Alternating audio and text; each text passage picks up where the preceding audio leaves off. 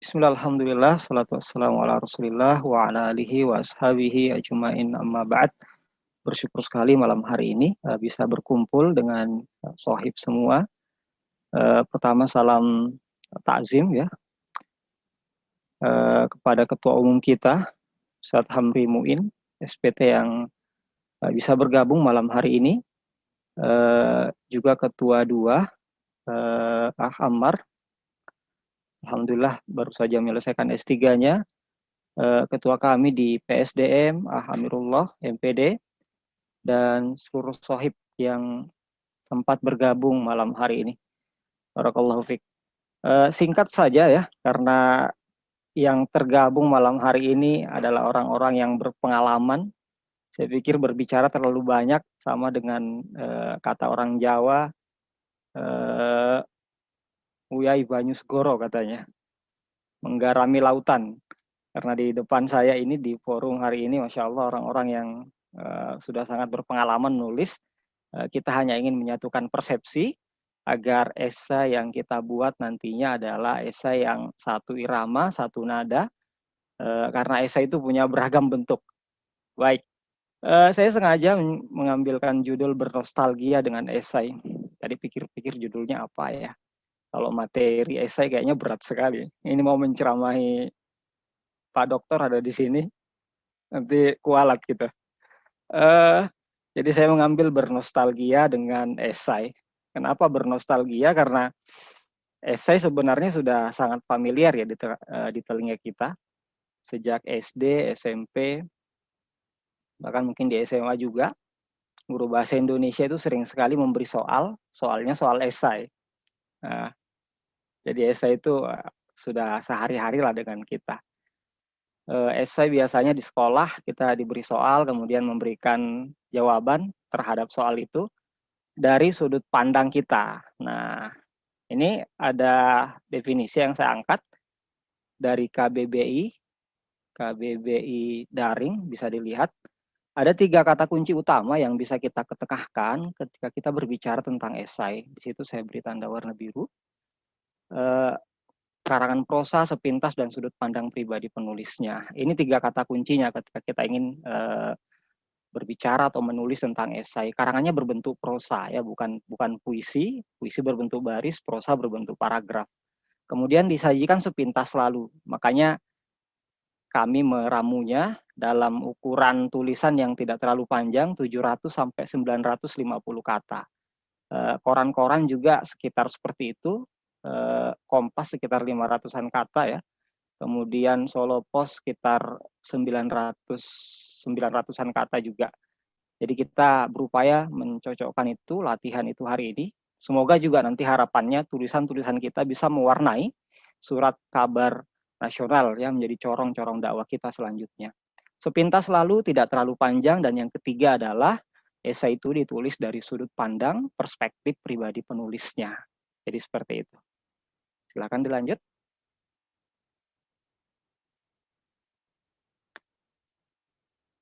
Terpotong ya. Oke, baik. Esai sebenarnya bukan budaya kita ya, dia diambil dari bahasa Latin, kemudian bahasa Inggris menyerap itu sekitar abad ke-14, yang diambil dari bahasa Prancis.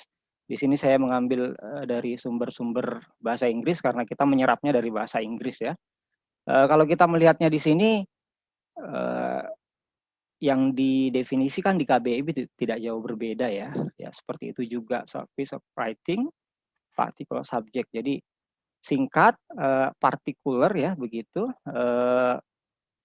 pragmat, partikular sebagian saja ya, tidak secara menyeluruh, tidak secara mendalam. Ada yang ditujukan untuk dipublikasikan, itu menurut Oxford. Kemudian ada Merriam-Webster dan Cambridge. Kalau kita melihat definisinya ya tidak jauh dari 3 kata kunci tadi, atau tiga kata kunci frasa yang dikemukakan, yang diajukan oleh KBBI tadi. Karangan prosa, perspektif penulis, kemudian sepintas lalu. Silakan dilanjutkan.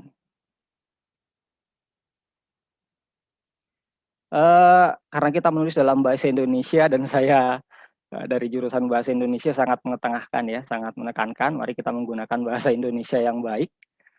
Esai itu tulisannya seperti ini ya. Adapun banyak model yang kita temukan bersiliweran di mana itu di dunia maya maupun di dunia nyata. Ada menggunakan Y, ada S-nya double dan seterusnya. Kita menggunakan yang bahasa Indonesia berdasarkan PUEB dan KBBI. Barakallahu fiik. Lanjut.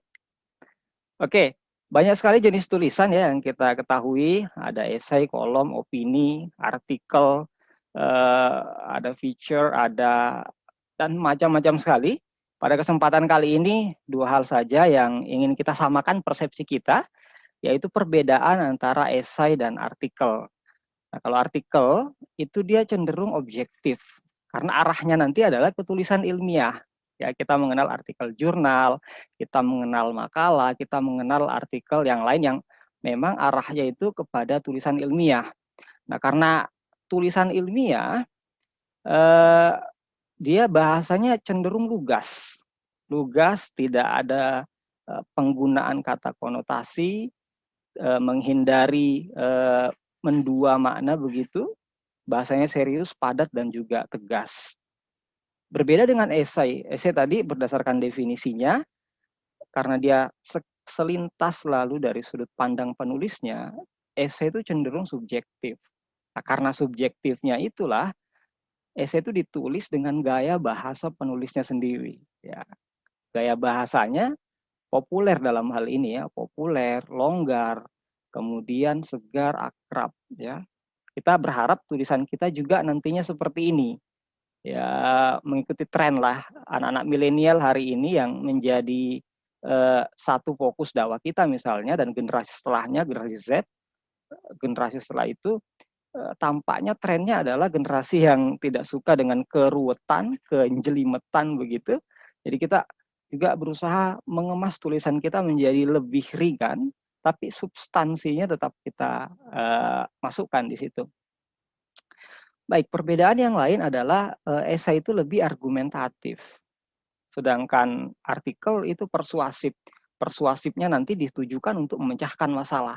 Persuasi, argumennya ada, tapi arahnya persuasi untuk memecahkan masalah. Sedangkan esai kita menggelar ide kita, menggelar gagasan kita di situ, menggelar pendapat kita yang kita jalin sedemikian rupa untuk menyampaikan sesuatu. Terakhir dari sisi tema, ini tidak berurutan tadi ya. Kalau artikel biasanya mengangkat tema-tema aktual, yang tema-tema terkini. Tapi kalau kita menulis esai, temanya sangat bebas, kita bisa mengangkat apa saja. Hari ini kita mau mengangkat Indonesia beradab, tidak harus kita melihat apa yang sedang hangat dalam masyarakat hari ini. Misalnya COVID-19, misalnya banjir, bencana alam, dan seterusnya. Kita bisa mengangkat banyak sekali dalam pembicaraan tentang esai. Temanya juga bisa fragmentaris ya. Tadi ya, sepintas lalu sebagian hal saya karena memang disajikan secara sepintas dari sudut pandang pribadi penulisnya. Itu barangkali, silakan dilanjutkan. Secara struktur karena singkat ya, jadi 3 hal. Ada yang mengistilahkannya seperti ini, 3 struktur esai itu tesis, rangkaian argumen, kemudian yang ketiga penegasan. Ada yang mengistilahkannya pendahuluan, isi penutup, ada yang menggunakan istilah prawacana, wacana, dan pasca wacana. Intinya tidak jauh berbeda, ada pengantarnya, ada isi, dan ada penutupnya. Itu istilah ya.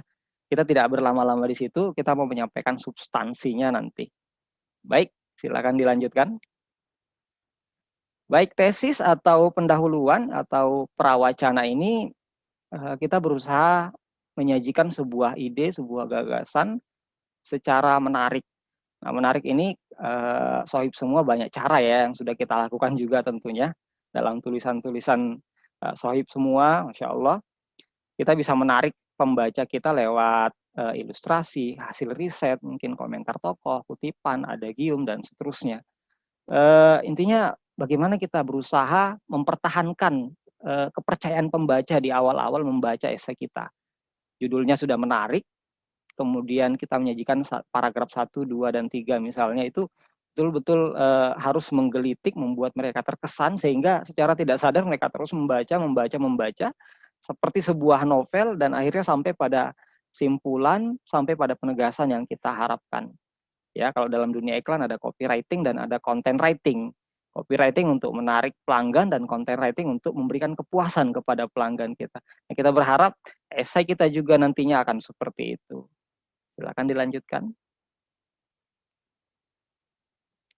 Baik, ini bagian utama ya yang menjalin ya, kita akan bergulat dengan intelektualitas pembaca kita. Jadi rangkaian argumen kita pastikan kita menjalin ya, menyulam, menenun ide kita di situ dengan seapik mungkin, semenarik mungkin, seberkesan mungkin. Ya tentu karena kita tadi menyajikan argumentasi dan kita tidak mencukupkan dengan argumen itu, kita juga ingin ada daya persuasif dalam tulisan kita. Oleh karena itu penyajian data, fakta, dan hal-hal mendukung lainnya itu sangat dimungkinkan dimasukkan dalam esai kita. Seperti yang disampaikan Romli tadi, kalau ada gambar yang sekiranya mendukung, silakan juga dimasukkan dalam tulisan kita. Nanti bisa dibaca ya tulisan ini. Baik, bisa dilanjutkan silakan. Baik, bagian akhir atau ketiga dari struktur esai adalah penegasan atau penutup. Kita punya banyak cara untuk menutup tulisan kita dan ini sudah sangat dipahami oleh sohib semua. Kita bisa menyimpulkan, kita bisa merangkum, dan cara yang lain adalah menegaskan kembali tulisan kita. Ya, bisa kita pilih ini. Kalau kita melihat tulisan-tulisan Prof. Hamid yang baru saja dilantik yang menjadi rektor Gontor dan mendapat gelar profesor, tulisan-tulisannya itu sangat bernas ya, sangat tegas, dan di akhir dia biasa menegaskan lagi idenya dengan bahasa yang berbeda ya. Tulisannya sangat berkesan. Ini perlu kita juga menghadirkan di sini hilang barangkali ya, tidak tampil. Ada kebaruan. Jadi kebaruan tidak harus selalu hasil riset, tidak harus selalu data baru. Kebaruan juga bisa berangkat dari perspektif kita memandang sebuah masalah. COVID adalah masalah yang mungkin basi bagi sebagian orang, sudah setahun lebih kita menjalani itu, tapi dengan perspektif yang baru, cara pandang yang baru, gaya bahasa yang berbeda, wacana itu, narasi itu bisa hadir dalam ruang-ruang intelektual yang sangat segar dirasakan oleh orang lain.